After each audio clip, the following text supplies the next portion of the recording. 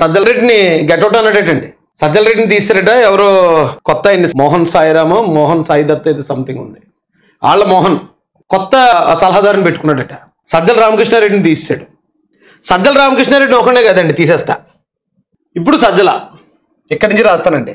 మనోళ్ళు లేపేసిన వాళ్ళు సజ్జల, అంతకుముందు పిల్ల సజ్జల గారిని లేపేశారండి. అంతకుముందు ప్రశాంత్ కిషోర్ని లేపేశారు. అంతకుముందు షర్మిల ఈవిని లేపేశారు. అంతకుముందు విజయమ్మ, అంతకుముందు వివేకానంద రెడ్డి. అంటే జగన్ లేపుకుంటూ వెళ్ళిపోతున్న వాళ్ళు లిస్ట్ అండి. సునీతారెడ్డి, ఇక సాయిరెడ్డి, మోపిదేవి వెంకటరమణ, రాజ్యసభ సభ్యులు ఉన్నారండి. వాళ్ళు ఖాళీ, వాళ్ళకి వాళ్ళు వెళ్ళిపోయే వాళ్ళు చాలా మంది వెళ్ళిపోతున్నారు. ఆల్మోస్ట్ వైసీపీ ఖాళీ అయిపోయిందండి. ఒక్క జగన్ తప్ప 2019లో గెలిచినప్పుడు ఉన్నవాళ్ళు కానీ 2014లో గెలిచినప్పుడు ఉన్నవాళ్ళు కానీ ఇంకెవరు లేరు. వైసీపీ ఎమ్మెల్యేలు కూడా మా పార్టీ ఒప్పుకోవడం ఒకటే లేటు, గేట్ ఇలా ఓపెన్ చేయడం లేటు, మొత్తం బురదలో వచ్చి పడిపోతారు. వాళ్ళందరూ బురద బ్యాచే కాబట్టి. జగన్ రెడ్డి అక్కడ రాజ్యసభలో ఖాళీ అయిపోతున్నాడు, లోక్సభలోను ఇక్కడ అసెంబ్లీలోను ప్రజలు ఖాళీ చేసి పెట్టారు. ఇప్పుడు మనోడు ఒక సంవత్సరానికి కోర్టు పర్మిషన్ ఇచ్చింది అతనికి పాస్పోర్ట్కి ఒక సంవత్సరానికి పర్మిషన్ ఇస్తే జనరల్గా ఇతను బర్త్డే ఫంక్షన్ అని చెప్తున్నాడు. బర్త్డే ఫంక్షన్కి సంవత్సరం కూడా అక్కర్లే, 4 రోజులు పర్మిషన్ ఇస్తే చాలు, వెళ్ళి వచ్చేయచ్చు. కానీ మనోడు 5 సంవత్సరాలు అడుగుతున్నాడు. లేదు నాకు 1 సంవత్సరం సరిపోతే 5 సంవత్సరాలు కావాలండి. అంటే దాన్ని బట్టి ఇక్కడేమో మొత్తం వీళ్ళందరూ ఖాళీ అయిపోతున్నారు. మరో పక్కన మనోడు సంవత్సరం సార్లు 5 సంవత్సరాలు నేను బయటికి వెళ్ళి రావాలంటే అంటున్నాడు. అంటే దీని అన్నిటిని కనెక్ట్ చేస్తూ ఉంటే దేశం వదిలి పారిపోతున్నాడేమో జగన్ రెడ్డి అనిపిస్తుంది నాకు. ఎందుకంటే ఇక్కడ ఉండి చేసే పాట ఏముంది? అసెంబ్లీలో ఖాళీ, లోక్సభలో ఖాళీ, రాజ్యసభ ఏమో ఇప్పుడు ఖాళీ అయిపోతుంది. ఎమ్మెల్సీలు కూడా 2 ఎమ్మెల్సీలు వచ్చి తెలుగుదేశం పార్టీలో జాయిన్ అయిపోయారు. మొత్తం అయిపోతుందండి. అంటే వాళ్ళకి తెలియట్లేదు, కొవ్వు ఎక్కువైపోయి బుల్లెట్ దిగిన విషయం తెలియట్లేదు వాళ్ళకి. ఇంకా వైసీపీ కోసం కొద్దిమంది ఎగిరెగిరి పడుతున్న వాళ్ళు ఎవరైతే ఉన్నారో, జోగి రమేష్ గారు పారిపోయి దాక్కున్నాడు ఎక్కడో, దేవినేని అవినాష్ ఎక్కడో దాక్కున్నాడు, నందిగం సురేష్ లోపల ఉన్నాడు. చాలా మంది మీద ఇప్పుడు కేసులు అవుతున్నాయి, చాలా మంది జైలు పోయే పరిస్థితి ఉంది. అంటే ఎవరైతే జగన్కి ఇంకా ఆ సమయంలో మొండిగా నిలబడి జగన్ చెప్పిన నేరాలన్నీ చేశారో వాళ్ళు అందరూ జైలుకి పోతున్నారు. కొంచెం నిజాయితీగా ఉన్న వాళ్ళు మొత్తం జగన్ వదిలేసి బయటకు పోతున్నారు, వాళ్ళకి నచ్చిన పార్టీలోకి పోతున్నారు. అంటే ఎక్కువ కాలం పడదు అనుకుంటున్నాను. 2-3 నెలల్లోనే మొత్తం వైసీపీ పెద్ద గుండుసున్న అయిపోయేలా ఉందండి. అందుకే ఈ 2-3 నెలలు ఎలాగా మొత్తం వైసీపీ గుండుసున్న అయిపోతుంది.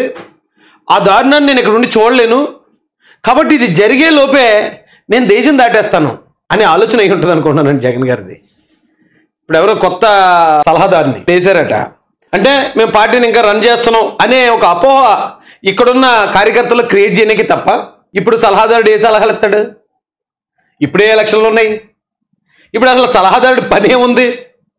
అంటే పార్టీ పునర్నిర్మాణం చేస్తున్నాం, మేము పార్టీని ఏదో నిర్మించడానికి ట్రై చేస్తున్నాం అనే ఒక అపోహను ప్రజల్లో తీసుకెళ్తున్నాడు. ఈ లోపు కనుక 5 సంవత్సరాలకు కనుక ఆ కోర్టు రెన్యూల్ చేస్తే మనోడు పరారు వెళ్ళిపోతాడు. మనోడు ఇంక ఇప్పట్లో రాడు. ఆయన దగ్గర ఉన్న డబ్బుకి మనోడు చంద్రమండలానికి పోయినా కూడా ఎవడో ఆశ్చర్యపోకర్లే. చంద్రమండలానికి వెళ్ళి అక్కడ కూడా బిల్డింగ్లు కట్టేసి అక్కడ కూడా బొలేరోలు కొనేస్తాడు. అంత డబ్బు ఉంది అతని దగ్గర. మొత్తం ఖాళీ అండి, ఇంకెవరు లేరు. వైసీపీలో ముఖ్యమైన వాళ్ళందరూ ఖాళీ, చాలామంది పరారీలో ఉన్నారు. ఇంకా జైలుకి పోతారు చాలామంది. అయితే జైలుకి ఇప్పుడు ఆ తలసేలు అన్నవాడు జైలుకి పోతాడు. జోకర్ రమేష్ గారు ఇలా దొరికితే అలా బొక్కలు వేసేస్తారండి. పారిపోయి దాక్కున్నారు మినిస్టర్లు చేసిన వాళ్ళు. అందుకే ఎప్పుడన్నా సరే మన చేతిలో అధికారం ఉన్నప్పుడు ఎగిరెగిరి పడకూడదు, నేరాలు చేయకూడదు. దేవినేని అవినాష్ వాళ్ళ కుటుంబానికి చాలా పెద్ద పేరుంది, కానీ ఈరోజు అతను దాక్కునే పరిస్థితి. అతను సుప్రీంకోర్టు కూడా వెళ్ళాడు ముందస్తు బెయిల్కి, అక్కడ కూడా ఇచ్చే పరిస్థితి ఉండదండి.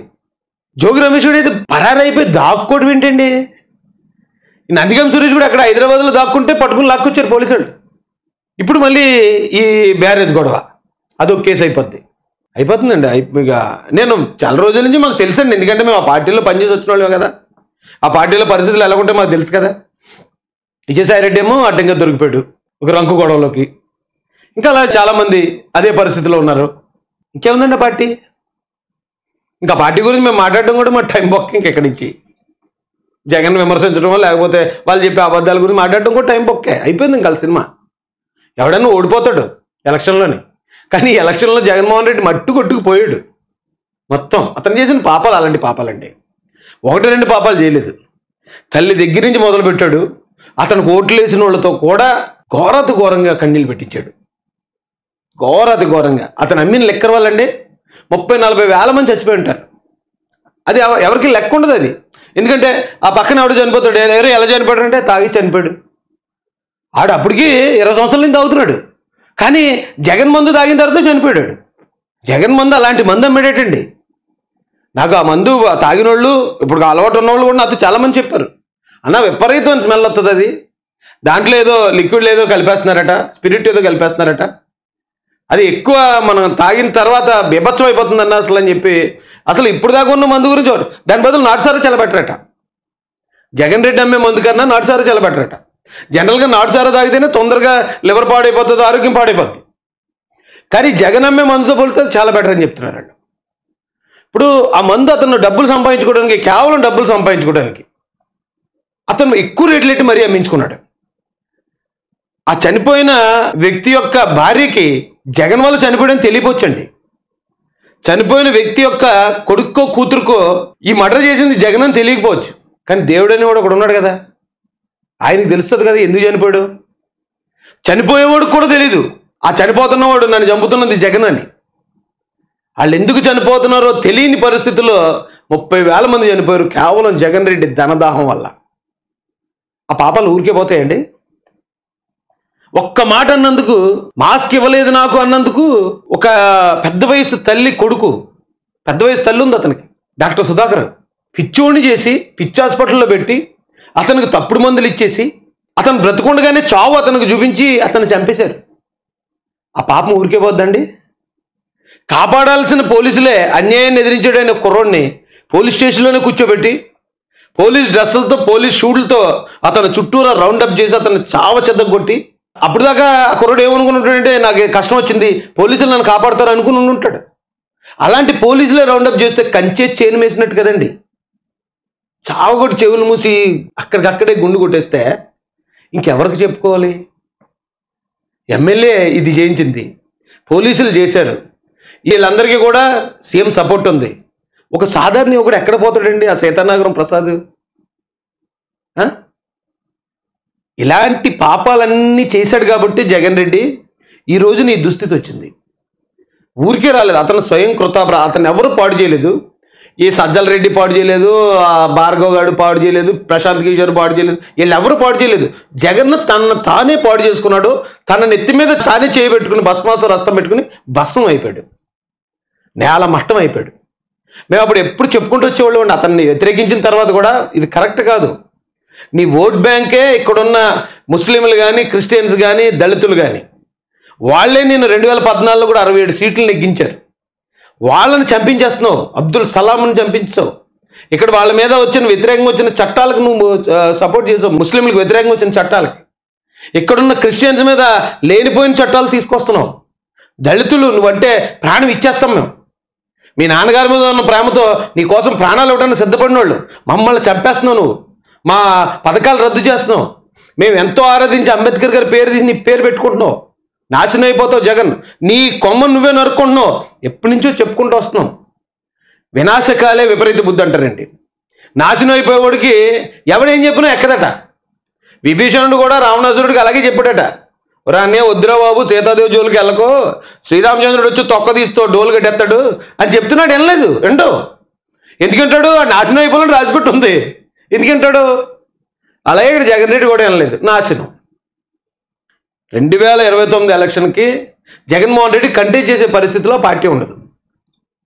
ఏదైనా పార్టీలో విలీనం చేసుకోవటమో, లేదంటే అతను ఏదైనా పార్టీ నుంచి మళ్ళీ ఎమ్మెల్యేగానో ఎంపీగానో టికెట్ తెచ్చుకుని పోటీ చేసే పరిస్థితి ఉంటుంది తప్ప, అయితే అతను బయట ఉంటాడని కూడా నేను అనుకోవట్లేదు, జైల్లో ఉంటాడు అనుకుంటున్నాను. అతని మీద ఉన్న కేసులు, ఆరోపణలు ఇవన్నీ కూడా నాకు తెలిసి ఇంకో 3-4 నెలల్లో పట్టలెక్కేస్తాయి.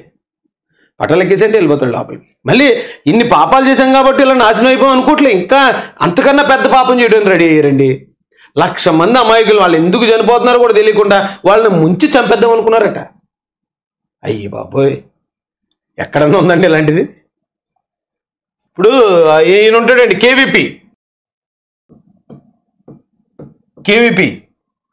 అతను ఎవడో సూర్యుడు అని ఒక అతను ఉండేవాడు, ఈ ఎవరో మన వైఎస్ఆర్ గారితో, ఏమంటే రోసయ్య గారు, వీళ్ళందరూ కూడా వైఎస్ రాజశేఖర రెడ్డి గారికి చాలా క్లోజ్ అసోసియేట్స్. వీళ్ళందరూ కూడా చీకొడతారండి జగన్ని.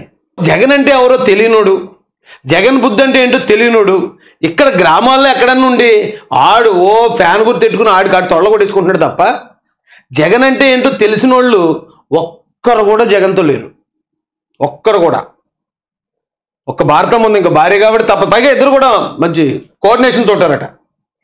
వేళ ఎలా చేశాను భారతీయ ఆయన చెప్తుంటే శబాష్ సూపర్ బావా అన్నట్టే ఉంటుందట మా వదినమ్మ కోఆపరేషన్ అయితే. ఇలాంటి పరిస్థితి అండి మొత్తం. జగన్మోహన్ రెడ్డి అయిపోయాడు. ఇప్పుడు కన్నా ఇంకా ఆ పార్టీలో ఎవరన్నా పొలిటికల్ ఆస్పిరెంట్స్ ఎవరైనా ఉంటే, మేము పొలిటికల్గా ఎదగాలి, మేము ఎమ్మెల్యేలు అవ్వాలి, మంత్రులు అవ్వాలి, లేకపోతే మేము ఎంపీలు అవ్వాలనుకునే ఆ ఆస్పిరెంట్స్ ఎవరైనా ఉంటే ఇమీడియట్గా పార్టీని వదిలి వచ్చేయండి. అది మునిగిపోతుంది. అది టైటానిక్. అది ఆల్మోస్ట్ మునిగిపోయే దాంట్లో మీరు కూడా మునిగిపోకుండా మీరు బయటపడండి రా బాబు, బయటపడండి. లేదంటే రేపు పొద్దున్న ఎవడన్నా వైసీపీ వాడని ఎక్కడన్నా ప్రజలు చూస్తే రాళ్ళిట్ కొట్టినా కూడా మనం ఆశ్చర్యపోక్కర్లే. ఎందుకంటే అలాంటి పనులు చేస్తుంది వైసీపీ పార్టీ. 1,00,000 మందిని చంపేయడానికి ప్లాన్ చేస్తారండి. ఇది మీకు ఓట్లు వేయలేదు, కృష్ణా గుంటూరు జిల్లాలో మిమ్మల్ని క్లీన్ స్వీప్ అంటే మీకు 0 ఇచ్చారు, ఒక సీట్ కూడా ఇవ్వలేనట్టుంది అక్కడ. అందుకని చంపేస్తారా మనుషుల్ని? ఒరి అమ్మ ఇదేమి శాడిజం రా నాయన. నాకు అదే కనెక్ట్ అయిపోతుందండి. అందుకే ఆయన అక్కడ ఆ ప్రాంతంలో ఉండకుండా ఆయన మొత్తానికి బెంగళూరు షిఫ్ట్ అయిపోయాడు. అసలు ఈ దేశం వదిలిపోదాం అనుకున్నాడు. మీకు గుర్తుందో లేదో, చంద్రబాబు నాయుడు గారిని ఇక్కడ అరెస్ట్ చేసినప్పుడు కూడా జగన్ రెడ్డి ఇక్కడ లేడు. జగన్ రెడ్డి ముందు ఫారిన్ వెళ్ళిపోయాడు. ఫారిన్ వెళ్ళిపోయిన తర్వాత అక్కడి నుంచి చేస్తాడు అనమాట మనోడు ప్లానింగ్స్. నేను అక్కడ లేను కదా, నేను చేయలేదు అని అనిపించుకోవడానికి.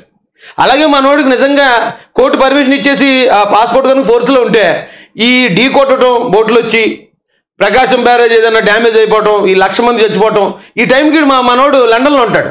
కాబట్టి అరే రే రే అలా జరిగిందా, అసలు నాకు తెలియదే, నేనేమన్నా ఇండియాలో ఉన్నానా, ఆంధ్రాలో ఉన్నానా, నేను తాడేపల్లిలో ఉన్నానా అని బుకాయిద్దాం అనుకుని ఉంటాడు. దేవుడు చూసారా ఎలా కొట్టాడు లెంపకాయ. ఇక్కడ అతను ఊహించిన ఏదైతే ప్రమాదం ఉందో ప్రమాదాన్ని ఆపాడు. అతన్ని యూకే వెళ్లకుండా ఆపాడు. అతను పాస్పోర్ట్ని తీసి పక్కనెట్టాడు. బాబు నువ్వు ఎక్కడ పారిపోవడానికి లేదు, నీ మీద రేపు చర్యలు ఉంటాయి, కూర్చోరా నాయనా అని చెప్పి కూర్చోబెట్టాడు. ఇప్పుడు తాడింది అనేవాడు ఉంటే అటు తలని అనేవాడు ఇంకోటి ఉంటాడట. జగన్ రెడ్డి పాపాల్లో దేవుడు అన్ని లెక్క వేసారండి. అయిపోయింది, అతనికి పనిష్మెంట్స్ టైం స్టార్ట్ అయిపోయింది.